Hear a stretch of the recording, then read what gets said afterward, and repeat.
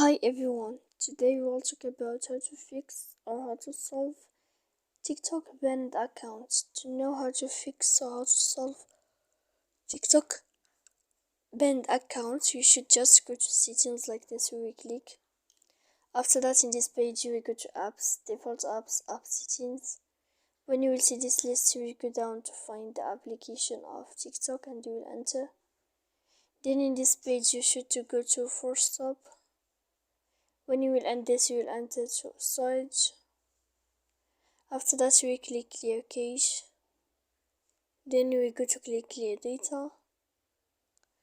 And when you will end all this stuff, as you see, you can update your application. So please don't forget to support us by like and subscribe. See you next time in another video.